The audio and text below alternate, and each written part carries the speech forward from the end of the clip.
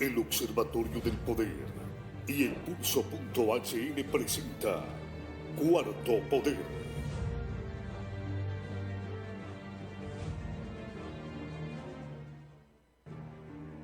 El Observatorio del Poder y el Pulso.hn presenta Cuarto Poder.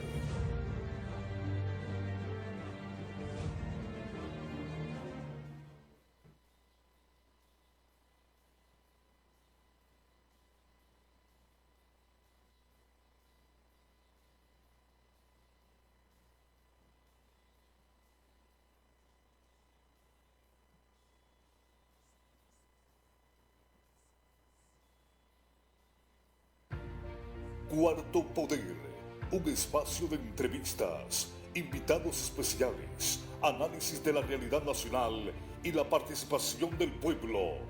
Cuarto Poder, de lunes a viernes a las 4 de la tarde, por Radio Globo.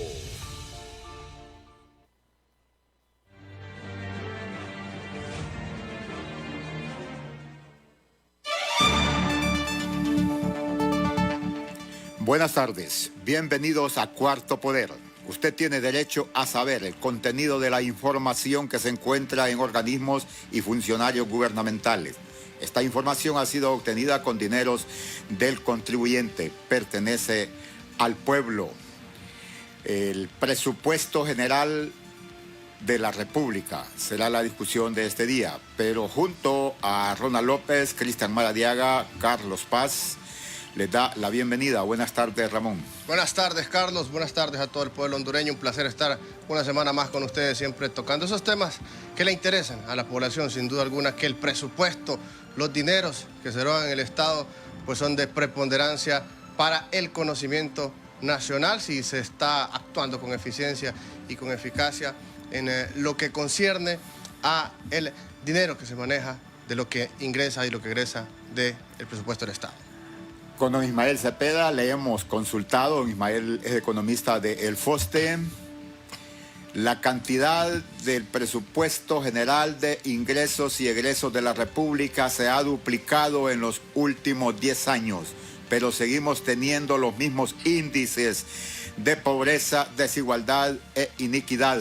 Don Ismael Cepeda. Bueno, la realidad es que seguimos presupuestando de la misma manera. Es decir, seguimos asignando por algunos programas, por algunas prioridades, seguimos también obviando la corrupción, obviando la ley de secretos, que también se van muchos recursos para este tema.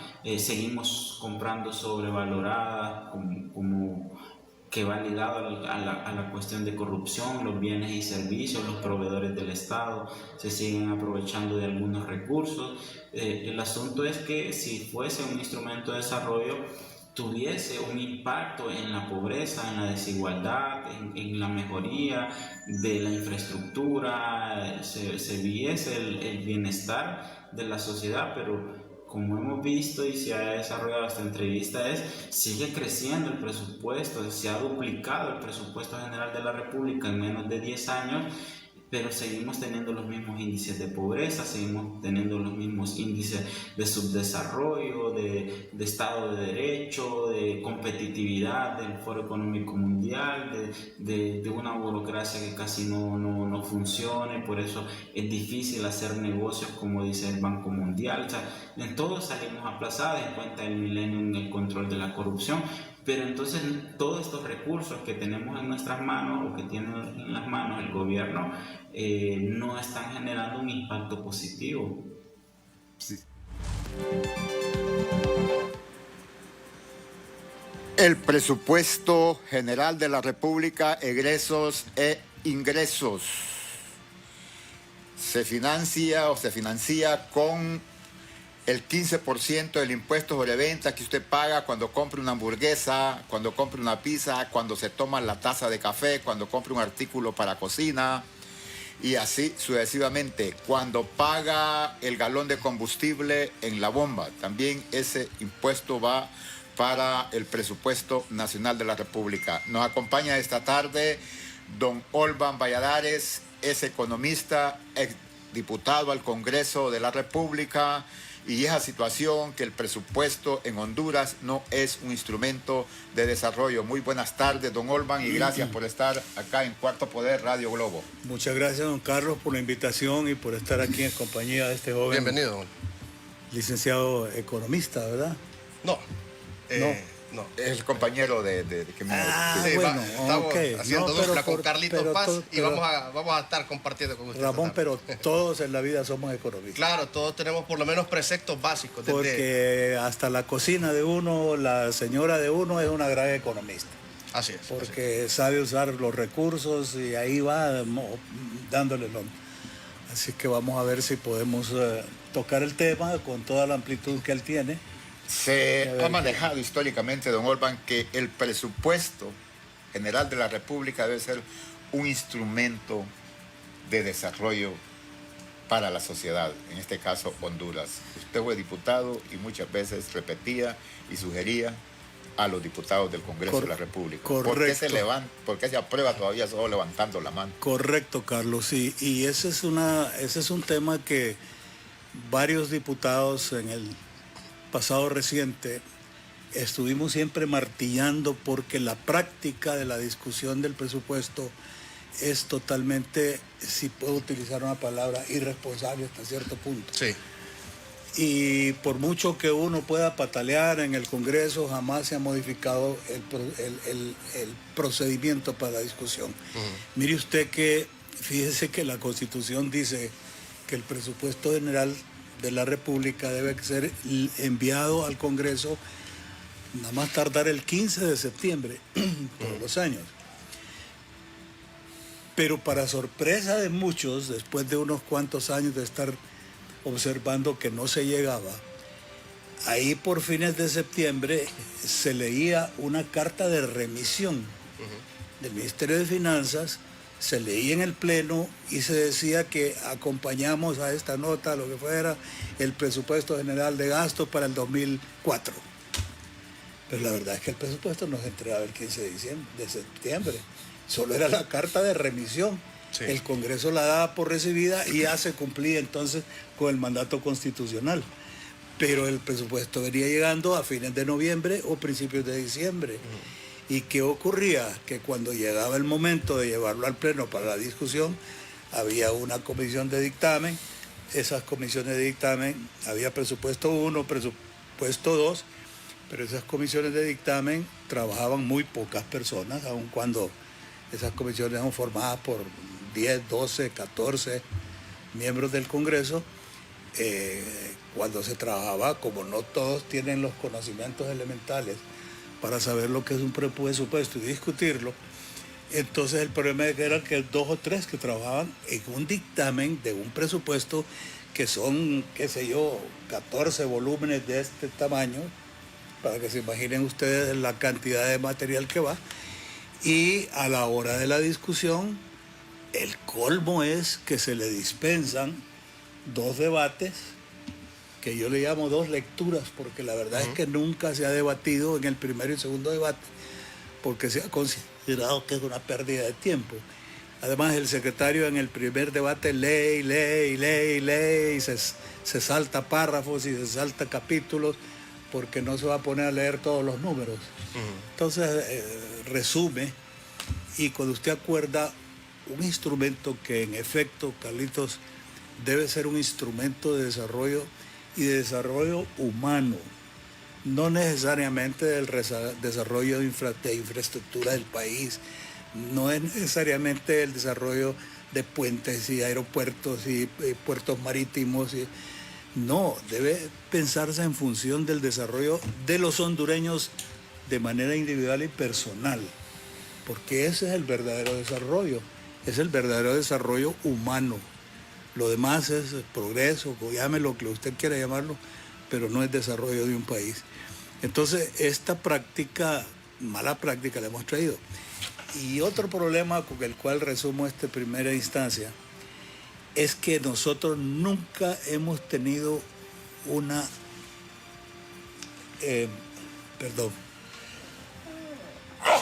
Perdón. Sí. Nunca hemos tenido una liquidación formal. Se los cambios de temperatura. Sí, y el aire El también. aire. No que hemos tenido una liquidación formal del presupuesto. De tal manera que usted observa que el presupuesto no es más que el anterior y una suma de algo. Y se le suma 8%, 10%, 18%, pero nunca nos hemos sentido satisfechos los hondureños del que el presupuesto del año anterior en realidad se utilizó como se había utilizado, si era excesivo en algunos rubros, si era deficitario en otros. Y usted tiene después, por ejemplo, este caso que se ha dado en que una dependencia, una Secretaría de Estado, dice que le han sobrado 300 millones de lempiras. Y los ciudadanos han estado exigiendo servicios por esos 300 millones y hemos tenido carestías de medicinas, hemos tenido carestías de infraestructura en los colegios, los niños no tienen cuadernos, no hay mobiliario suficiente, es un desastre. Entonces, ¿cómo podemos decir nosotros que el presupuesto ha sido diseñado de manera científica, técnica, porque hay técnicas para presupuesto? Sí, tenemos estas discrepancias al final. Y el país, como en efecto dice don Carlos, ¿desde cuándo hace que estamos en una declinación permanente, sistemática, de los indicadores de bienestar humano? ¿Cuánto hace que estamos en materia de pobreza escalando posiciones para mal? No escalando posiciones de superación, sino estamos descendiendo en el escalafón internacional que miden en la pobreza, la miseria, cada día se ha hecho más, la clase media, que todo sistema, cualquier, no importa la ideología, en el mundo y en la historia, todo sistema de gobierno ha procurado precisamente el aumentar la clase media. Es la base fundamental económica de una sociedad, La la base clase media. fundamental, ¿por qué? Porque es el sector de la población. A mí no me gusta hablar de clases, pero es el sector medio de la población de ingresos medios que satisface por lo menos arrasadito sus necesidades básicas, elementales de él y su familia, pero también contribuye al desarrollo del país y con sus esfuerzos paga los demás servicios públicos que el gobierno está obligado a participar. Entonces, esa es la gran pregunta. Y cuando vemos que el presupuesto se maneja de una manera tan ligera y tan irresponsable y tan alejado de las realidades hondureñas, uno se dice, bueno, estamos en este país que no pega una, no nos dejan pegar una, sabiendo pues que hay prácticas universales que son prácticas positivas, constructivas y que deben seguirse. Siempre me he preguntado por qué el presupuesto y en el pleno siglo XXI se sigue aprobando solo levantando la mano. Primero se aprueba y después se discute. Así es, sí. Sí. Nunca he entendido cómo se da esa situación. Sí. Y ahí es donde nosotros miramos quizás errores en procedimiento. Usted empieza con un elemento base, y es que todos, en cierta manera, somos economistas. Desde la señora que vende baleadas, el que vende pan con frijoles, porque realizamos acciones económicas y tenemos los preceptos básicos, quizás no elementos profundos, no conceptos profundos, pero el presupuesto general de la nación es un elemento básico de la economía que nosotros debiéramos conocer, debiéramos saber cómo se maneja, debiéramos saber cómo es el procedimiento y sobre todo los legisladores. Ahora, hay falencias en cuanto al procedimiento para elaborar año con año este presupuesto. Hay desconocimiento por parte de los legisladores también. Hay desconocimiento de los legisladores. Bueno, en los legisladores yo le diría a usted que el 90% de los legisladores no entendieron por qué levantaron la mano. Sí. O sea, levantaron la mano porque sus jefes de bancada accedieron a lo que le dice la jefatura del Congreso, la dirección del Congreso, la presidencia del Congreso. Pero no es en realidad porque supieron que lo que es más ni les interesa. No. Mire, para que un diputado se interese y pida a la Secretaría una copia del presupuesto o siquiera del resumen del presupuesto, Ese es un milagro. Eso sería escandaloso. Además, estoy seguro que en la Secretaría le dirían que no hay copia para los diputados. Y eso debe ser en todas partes del mundo. Yo sé, por ejemplo, en este momento que se está discutiendo el presupuesto de los Estados Unidos, porque el presupuesto de los Estados Unidos, ya se discutió en realidad, porque el presupuesto empieza a fungir el 1 de octubre en los Estados Unidos.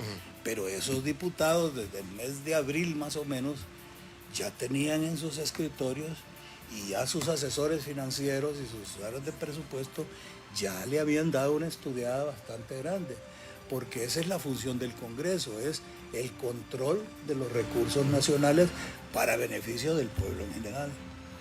Entonces, da tristeza pues que un instrumento de esa naturaleza tan importante, tan serio, posiblemente el documento más importante del gobierno central de la República.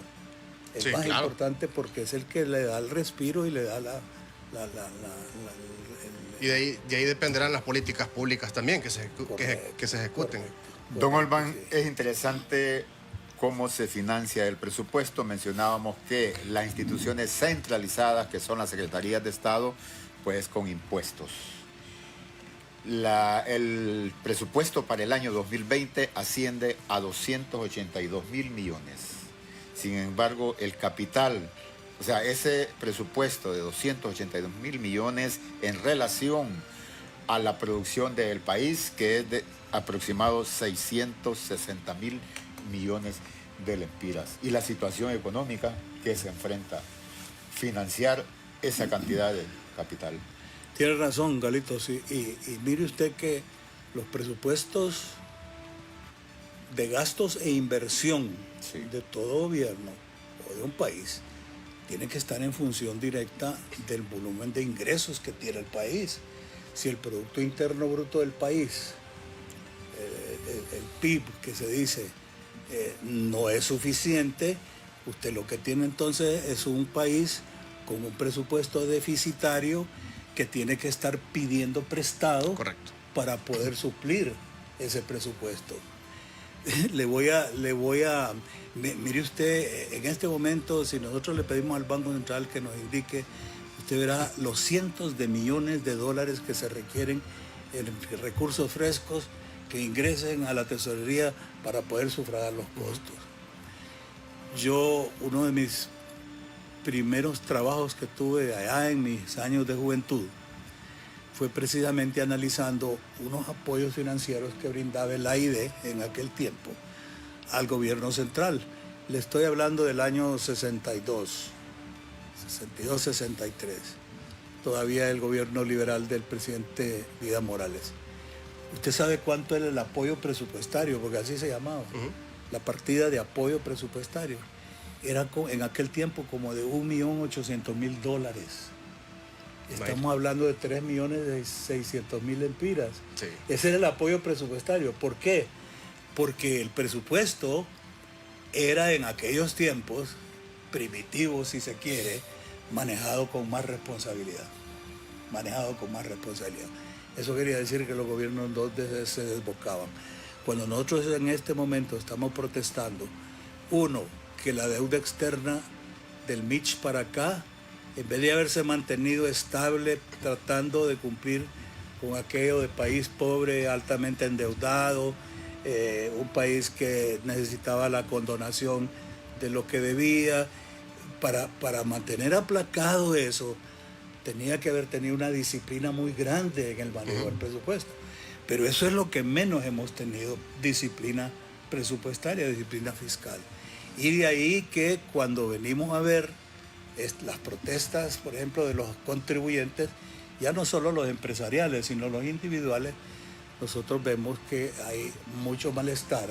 Correcto. Porque se ve que el gobierno, para satisfacer sus obligaciones, el único punto que tiene que apretar es la garganta de los contribuyentes. Sí. Es el único lugar, porque el gobierno no produce nada, no es productor absolutamente de nada. Él de lo único que produce es impuestos. Entonces, cuando venimos a ver, hay una razón, una justificación que haya mucho malestar, particularmente del sector empresarial, porque se le cobran tasas exorbitantes para todo. Y lo han expresado estos últimos días. Y mire, Ramón, la contribución de cada 100 lempiras de ingresos que tiene cualquier persona, 40 lempiras se van para el fisco. 40. Eso quiere decir que si usted tiene costos de operación que le lleguen al 50%, costos directos de operación, usted no tiene para inversión. Si usted le va a quitar el socio más, mire, el socio más suertudo, vamos a usar esa palabra, que puede tener cualquier empresario, es el gobierno de la República. Sí. No pone nunca ni un centavo, pero a la hora de apretar le quita el 40% en todos los impuestos directos, semidirectos y indirectos. Entonces, para que la gente entienda, para que podamos transmitir la idea de cuán delicado es el presupuesto de la nación y cuán necesario es que los administradores públicos sean prudentes en el gasto. El gobierno, yo tengo una teoría, hace mucho tiempo la he venido pregonando, que el gobierno no debe hablar de gasto público. Yo creo que todo centavo que eroga el Estado debe ser una inversión pública. ¿Por qué? Porque cada centavo que se invierta en algo tiene que tener un rendimiento. Mire, hasta el costo de una inyección de penicilina para curar una infección, ese costo de esa inyección de penicilina tiene que tener un rendimiento, no solo económico, sino el rendimiento social de tener una población sana, ¿verdad? Porque no hay cosa mejor en una sociedad que decir que sus habitantes son personas sanas, que tienen una asistencia médica oportuna, rápida, eficiente e inmediata. Pero esas cosas carecemos. Y los problemas de Honduras no son tan complicados, ¿sí? No son complicados. Yo diría que lo que pasa es que no ha llegado una dosis de prudencia en nuestros gobernantes de hace muchos años. No ha habido prudencia financiera, prudencia fiscal. Y eso es absolutamente importante para mantener, por ejemplo, entre otras cosas, la estabilidad de la moneda. Cuando hablamos de devaluaciones y hablamos de inflaciones, es por un gran porcentaje por la mala administración de los recursos financieros del Estado. Y dentro de esa inversión que usted habla, no gasto, sino que inversión, podríamos también involucrar a la burocracia estatal, a pesar de que está siendo mal manejada, a pesar de que hay exceso de empleados, personas que incluso no cumplen funciones. Sabemos lo que es el clientelismo político, que hay que cumplirlo dentro de las instituciones del Estado. ¿Cree usted que hay que mejorar, hay que eficientar la administración pública para poder también adecuar bien ese presupuesto, bueno, yo sí lo llamaría gasto, el que se está haciendo burocráticamente en estos momentos, pero usted lo llama parte de la inversión también? Tiene razón, Ramón. Cuando la erogación, llamémosle así, la erogación de un recurso no tiene ningún rendimiento, entonces se convierte en gasto. Correcto. Porque el gasto es algo que usted no lo recupera, ya gastó. Ya gastó la energía eléctrica, o si es que la dejó encendida en un cuarto vacío. Ese es un gasto de energía eléctrica. Pero si usted consumió energía eléctrica en su refrigerador, donde va a preservar sus alimentos, pues esa es una inversión. Correcto. Entonces hay que entender bien las grandes diferencias para no incurrir. La empleomanía excesiva, el burocratismo innecesario, que ha sido un mal político nuestro, porque los colegas políticos de antaño y los de ahora también creen que la manera de compensar a sus activistas es dándole una plaza. Esa es la manera que creen. Y les voy a contar algo. Yo decía hace muchos años, mire, fíjese que he analizado que para el Estado de Honduras sería mucho más, podría haber más rendimiento si se juntaran todos los activistas y dijeran, mire, que aquí hay 500 activistas del partido que gana. no les dio una chamba. Deles unos 10.000, 20.000 empiras a cada uno. Sí. De los fondos del Estado, aquí está. Pero no les dé la chamba porque usted les dio 10, 20.000, 30.000 empiras, vaya, ponga una pulpería, ponga un taller de zapatería, ponga una trochita, haga lo que sea, pero no le voy a dar la chamba. Cuando usted calcula que esa persona pudo haber ganado 7.000 empiras mensuales de salario mínimo, que no es así porque los activistas principales andan en 80.000, 90.000 y hasta más de 100.000 empiras por solo ir a recoger el cheque. Correcto. Pues usted que es periodista acucioso lo sabe. Entonces, ¿qué es lo que ocurre? Cuando usted calcula que ese salario mínimo, póngale 10.000 empiras, promedio, multiplíquele por 14, está hablando de 140.000 empiras en el primer año. Si lo sostiene los 4 años, es más de $500,000 de lempiras que el Estado erogó en una persona que de repente no le rindió para nada, porque no tenía ni la cabeza, ni la habilidad, ni la experiencia, ni la formación académica para haber hecho ese trabajo. Entonces, si a usted solo le pagó 100.000 empiras, se ahorró 400 o 500.000 empiras en el año. Eso sí, le dice, aquí están sus 100.000 pesos, ponga su trucha y no regrese. El problema, Carlos, es que no se lo van a aceptar los activistas, porque mire, aquí tenemos la concepción de que realizar un trabajo político es porque usted tiene que estar enchambado en el Estado, porque allá un conductor gana 30.000 empiras y en la empresa privada gana 9.000 empiras. Entonces es más fácil trabajar en el Estado que también poder emprender un negocio. Entonces, esa es la condición que tenemos, pues, por naturaleza histórica, lastimosamente, los que andamos o los que han andado en política por años, dentro de la política tradicional, poder ir al Estado a cobrar el favor del activismo político. Llegamos a la consulta, don Olman. Estamos hablando de las instituciones centralizadas que se financian con el impuesto sobre la venta, con el impuesto sobre venta, con el impuesto sobre la renta, con el impuesto de los combustibles y con el endeudamiento. Pero el Estado también tiene las instituciones descentralizadas y autónomas que seguimos con el clientelismo, como el caso de Hondutel, la NE, aquí están también los institutos de previsión que se supone que generan sus propios recursos, pero ¿qué conocemos acá de esas empresas que deben de ser? Son sus propios recursos, pero no se olvide que esos son costos que paga el consumidor.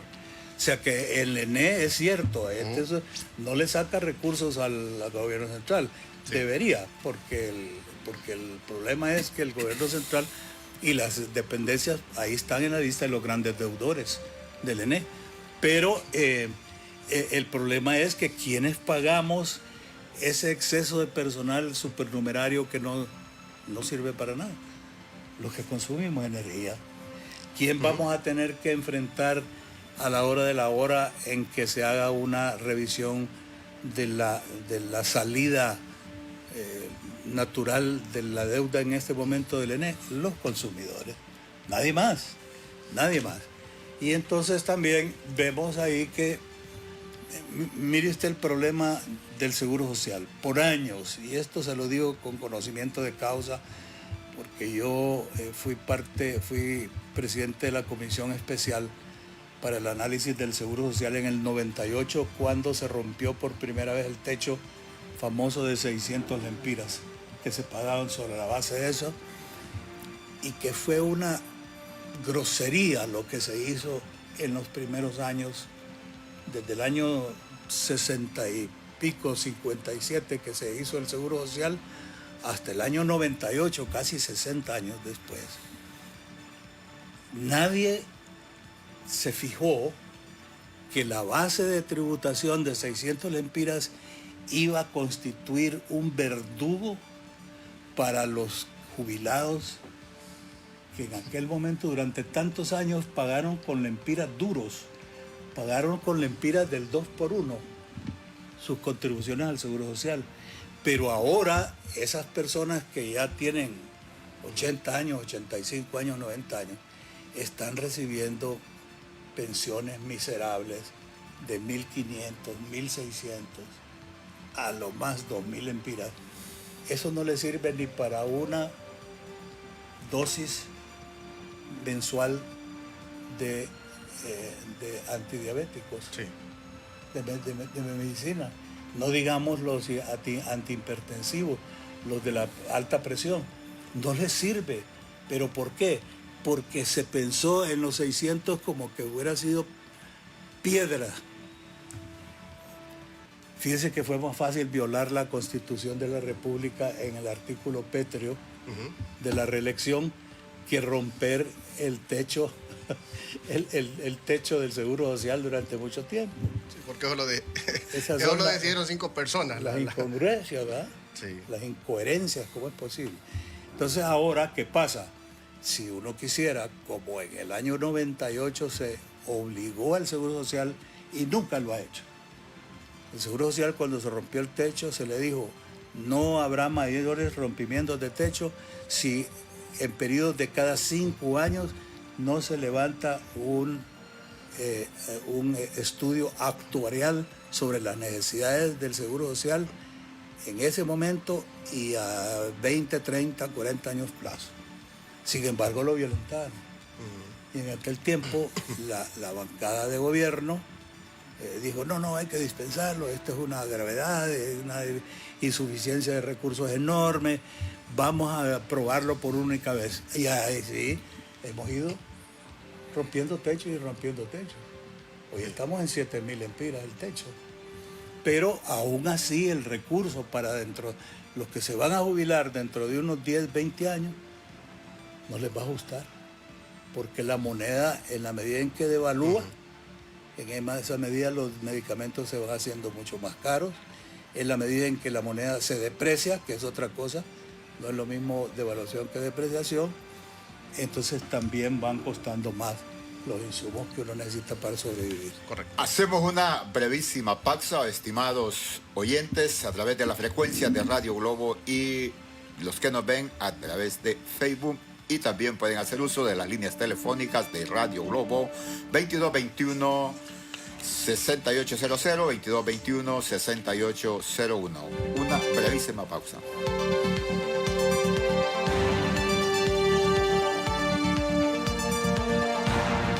Cuarto Poder, un espacio de entrevistas, invitados especiales, análisis de la realidad nacional y la participación del pueblo. Cuarto Poder, de lunes a viernes a las 4 de la tarde, por Radio Globo.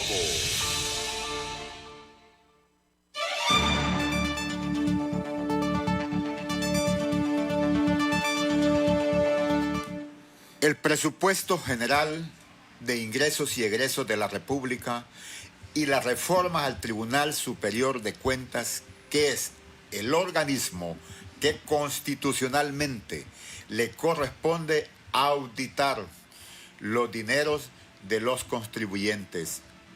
Si hasta el momento el nuevo pleno de este organismo me comentaban que no ha presentado ni un caso, significa que los funcionarios públicos se han vuelto extremadamente honrados, honestos y que ya solo le faltan alas para estar en el paraíso por su conducta recta. Sí. ¿Esas reformas en qué inciden con la auditoría especial que debe hacer el Tribunal Superior de Cuentas? Bueno, yo imagino que esta ha sido siempre una filosofía,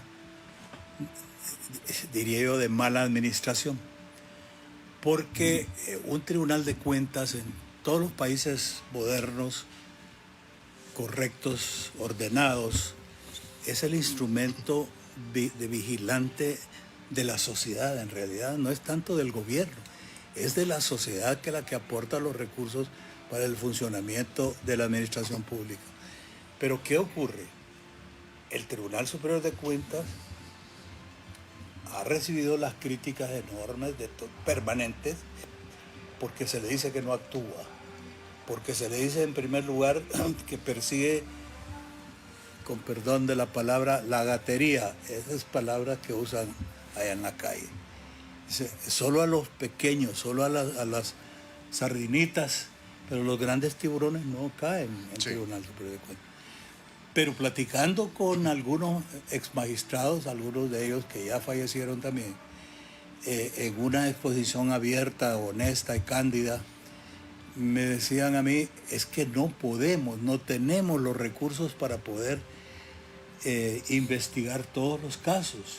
Posiblemente de 100% de los casos, el 2-3%. Entonces que empiecen por los más emblemáticos, entonces. Claro, por eso es lo que pasa, que entonces empiezan a tratar solo aquellos que políticamente pueden ser. Pero antes de esta revolución del destape que llamo yo, el destape de las ollas de corrupción, Carlitos, que lo tenemos desde hace 4 años, particularmente con la llegada de la MAS y donde ha habido una convulsión en los sectores públicos, aunque no ha habido una reflexión profunda, porque la corrupción continúa campante. Porque la corrupción tiene una manera de ir sorteando poquito a poco, por dónde es que se mete, y entonces siempre llega a donde está el botín, de alguna manera. Y entonces las personas encargadas de investigar andan buscando las viejas prácticas, pero los corruptos ya se les adelantaron por otros caminos. Entonces, el Tribunal Superior de Cuentas jamás ha recibido el respaldo que han recibido otras instituciones, como por ejemplo el Ejército. Sí. El Ejército, que yo no estoy en contra del Ejército, yo soy un admirador del Ejército como institución. Y no dejo reconocer también las grandes fallas que ha cometido en nuestro país el Ejército en los diferentes tiempos. Pero entonces volvemos a lo mismo en el sentido que el Estado no le ha proporcionado. Mire lo que ocurre con el Ministerio Público también, y ahí lo vamos a mancornar, el Ministerio Público y el Tribunal. Pregúntele usted a los Ministerios Públicos si ellos tienen el respaldo presupuestario suficiente para enfrentar las obligaciones. No lo tienen. Si usted va como ciudadano a interponer una denuncia al Ministerio Público y le dice, mire, me están asaltando mi casa o me acaban de asaltar mi casa, si no es a través del 911, que está haciendo bastantes logros, usted no puede llegar a nada. O si tiene un caso todavía más problemático, ¿verdad? Un asalto, unas lesiones que le provoquen y usted sabe quién es y lo denuncia en el Ministerio Público o a la policía, ¿qué es lo que le dicen frecuentemente? Y usted tiene carro para que nos lleve. Sí. Fíjese que tenemos carro, pero no tenemos combustible. Usted tendría para ayudarnos con unos 10 galones. O usted ve policías. Yo recuerdo una vez estuve en una comisión del Congreso también. ¿Y cuál es mi sorpresa cuando me dicen las autoridades de la policía? Debe para combustible. Usted fíjese que yo siempre admiraba una patrulla que estaba en el Durazno, en la salida del norte. ¿Usted recuerda una de las viejas patrullas? Aquellas Ford grandes, blancas. Y yo les decía, bueno, fíjese que yo siento un alivio, porque me parece que si hay un delito, un crimen en la ciudad, los que pretendan huir por la carretera del norte los van a agarrar, porque van a transmitir por radio y les van a decir, ahí va tal carro con estos delincuentes, agárrenlo. Y me da cuenta que el carro tenía 2 años de estar sin batería. Opa. 2 años sin batería. Obviamente el tanque se había esfumado la gasolina, no tenía combustible. Y lo peor era que de repente me dijeron, y no estoy hablando de ahora, a lo mejor cambió la situación, pero por los caminos que hemos transitado. Entonces me decía, usted ve muchos de los muchachos de la policía, pues la gente se pregunta, ¿y por qué no actúan? ¿Por qué en la balacera no? Y usted sabe que ahí hay policías que andan un tiro de munición en su pistola. Y antes se los cobraban también. No, y se los cobraban. Y si no andaban munición. Y el colmo era cuando nos decían, pero ustedes saben que hay policías que andan con la cartuchera vacía. ¿Esa la pistola? Esa ha sido nuestra Honduras. Ahora, se supone que en los tiempos actuales esto ha cambiado por los fondos de la tasa de seguridad, que se ha mejorado lo que es la eficiencia administrativa de estas instituciones, hablando de la Policía Nacional, hablando de todos esos nuevos elementos que han formado de Fusina. que hoy sí hay eficiencia en el trabajo de campo porque ya tienen todos esos recursos y ya no tienen que andar pidiendo el combustible que le pedían, o ya no le tienen que andar cobrando las balas que les cobraban a los policías. Pero fíjese, Ramón, que y yo he tenido también otras versiones Ajá, de gente muy ligada también a estas instituciones. sí. Y nos dicen que el problema ha sido que ha habido una gran preferencia por ciertas dependencias de estas instituciones. Por ejemplo, el equipamiento de la policía militar Correcto. jamás se va a comparar con la insuficiencia del equipamiento de la policía. Nos Sí. preguntamos nosotros, ¿cómo es posible que no hay ni un agente de tránsito en las esquinas para prevenir esto, para prevenir lo otro, para hacer fluido el tránsito en las horas pico? Y son esas aglomeraciones, y si se ve el semáforo de una esquina, es un lío de la gran diabla para poder salir de ahí. ¿Pero por qué? Porque nos dicen que el número de policías de tránsito es ínfimo. Es para una población que superó el 1,5 millones de habitantes y que tiene más de 600,000 automóviles en las calles, yo creo que no llega ni al millar de agentes de tránsito. Retomamos la situación del presupuesto de la República, siempre en ese orden de que hablamos como hablaban de la seguridad. El otro caso, don Olvan, es que en el 2010, el 18% de los 123,000 millones que se aprobaron era para educación. De esos 123,000 millones, el 12% era para salud. En la actualidad, educación recibe el 12% y salud está entre el 8% y el 9%. Se supone que se ha reforzado la seguridad, que del 3% recibe el 5%, pero que de 2.500 millones actualmente recibe 9.000 millones. Lo que preguntamos es, ¿qué hace el gobierno con toda esta cantidad de dinero? ¿Dónde está ese dinero? Mire, Carlitos, uno de los problemas que han habido desde hace unos 10 años para acá, 10, un poquito más, incluyendo el gobierno de don Mel Zelaya, es que entramos en la onda de los subsidios.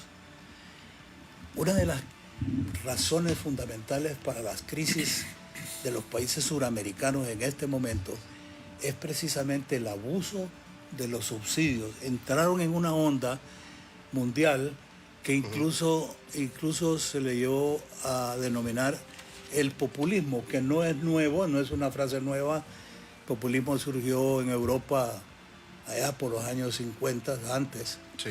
Entonces, ¿qué ocurre? Que esas cantidades de subsidios en productos o en servicios privan al Estado de dar mejores servicios, más eficientes a esas mismas personas.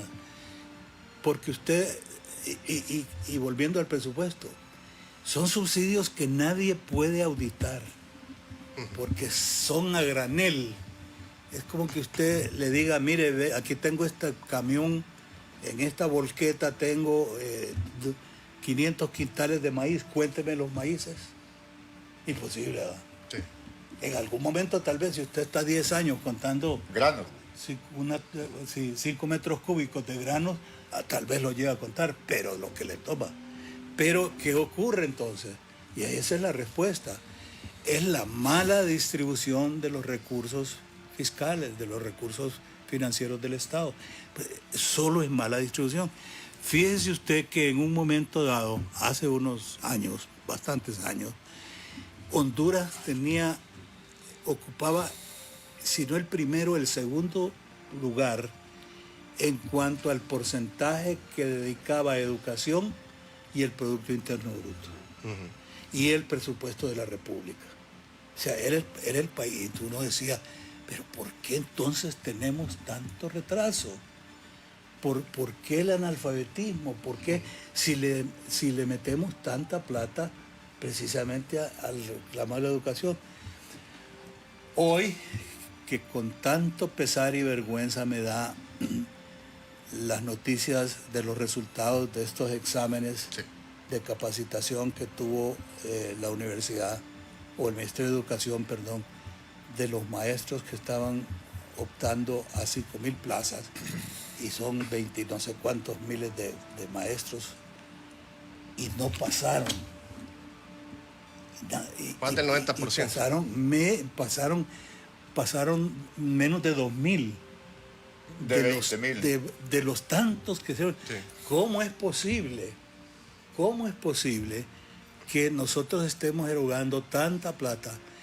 Es que nuestros maestros de ahora tienen una insuficiencia enorme cuando tenemos una universidad pedagógica, cuando la Universidad Nacional Autónoma de Honduras también da las cátedras de pedagogía.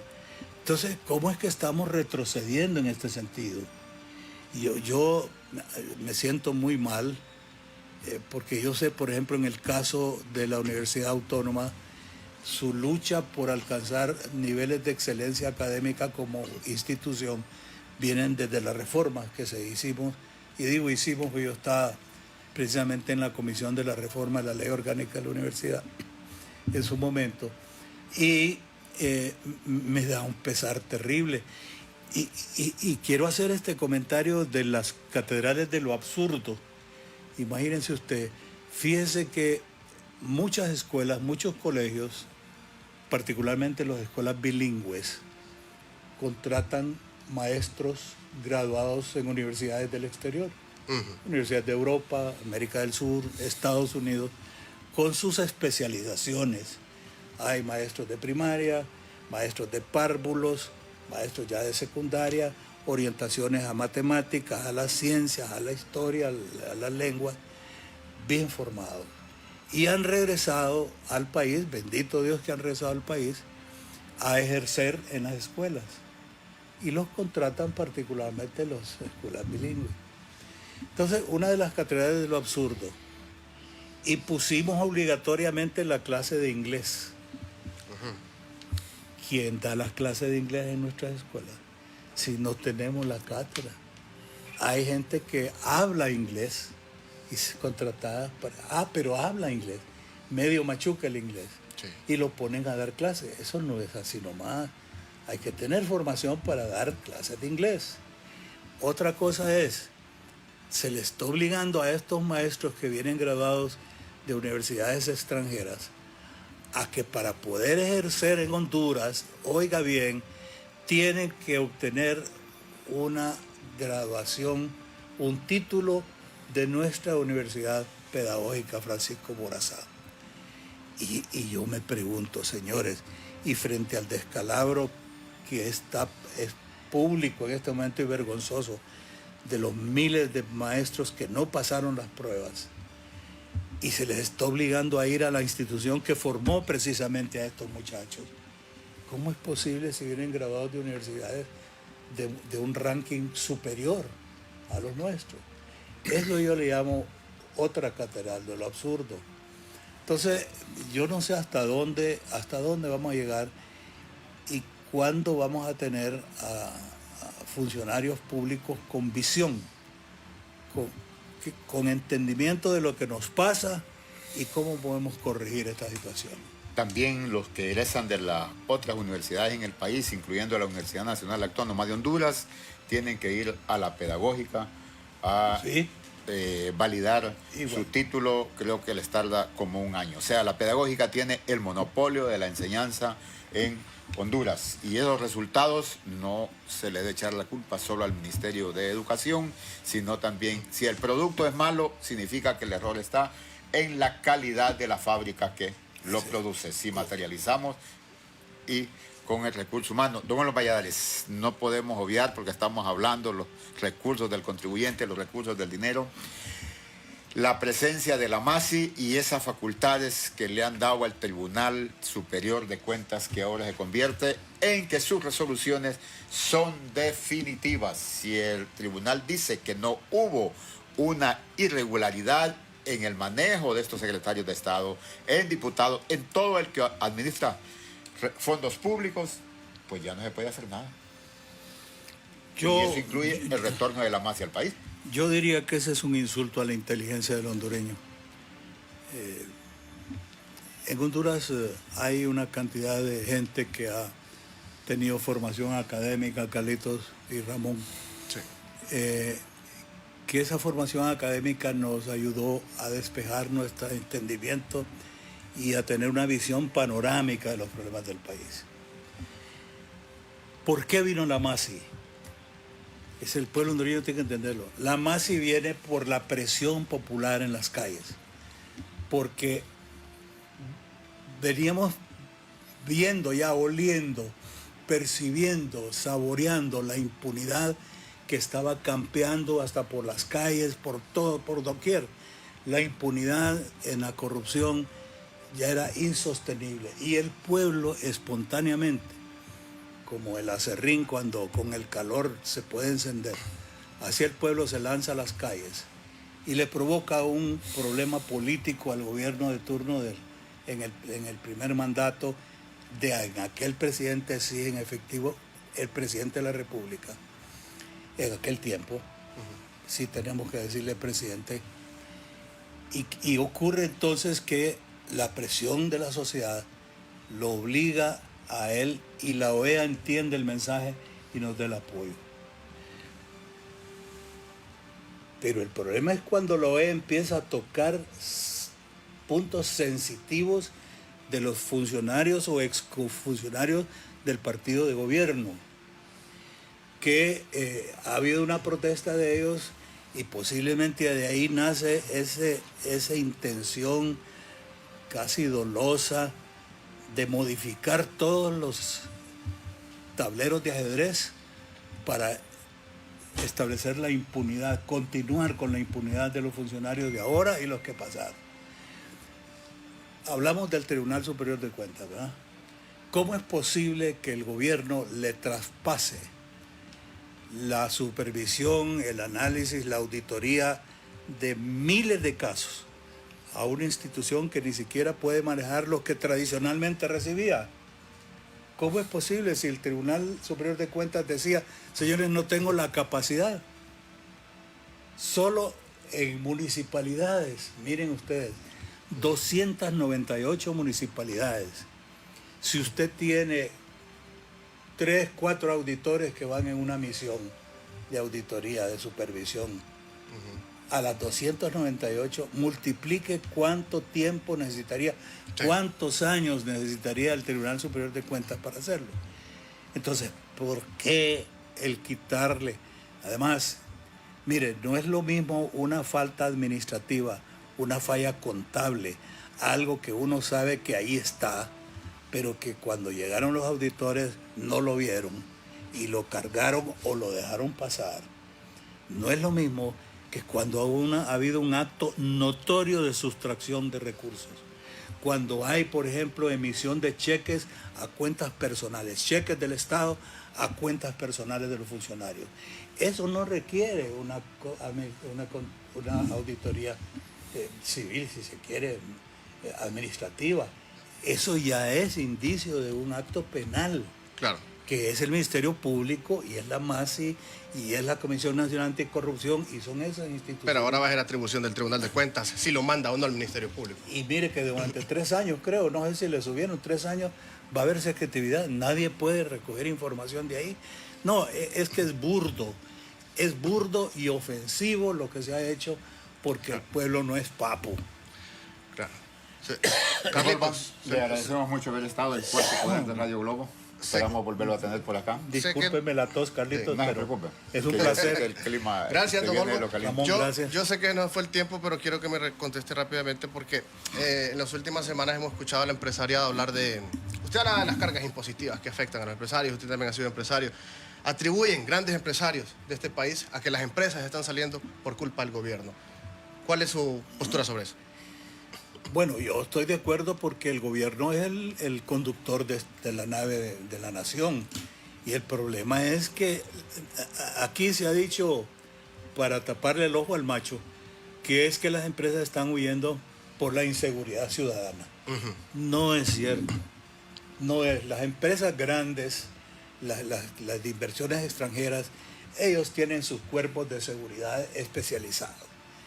Y son cientos de empleados que tienen una maquila de 4.000 empleados tiene por lo menos 100 funcionarios en seguridad privada. Entonces, ¿a qué es lo que le tienen miedo las empresas? A la inseguridad jurídica. ¿A qué es?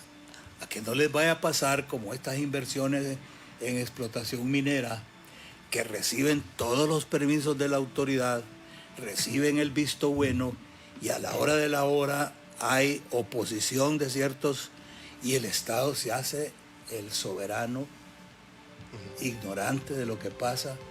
No ve usted acciones de la autoridad para poner freno a eso. Y no digamos vaya el freno, la solución del problema. Entonces, ¿a qué nos expone el gobierno de la República? Nos expone a las grandes contrademandas. Perfecto. A las grandes de cientos de miles de millones. Mire usted lo que pasa en el caso este de la gran inversión de Aguasarca, donde lamentablemente sobreviene el fallecimiento de doña Berta Cáceres. Bueno, resuelve el problema del asesinato, del homicidio, de lo que sea, resuélvalo. Pero aquí hay una unidad de producción de energía que estamos urgidos por tenerla. No la detenga. Usted ve el caso de Petacón aquí en el de Paterique.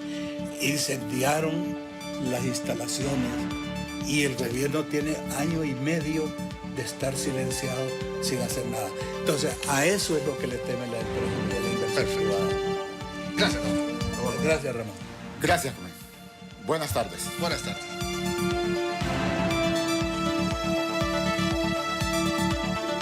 El Observatorio del Poder y el Pulso.hn presentó Cuarto Poder.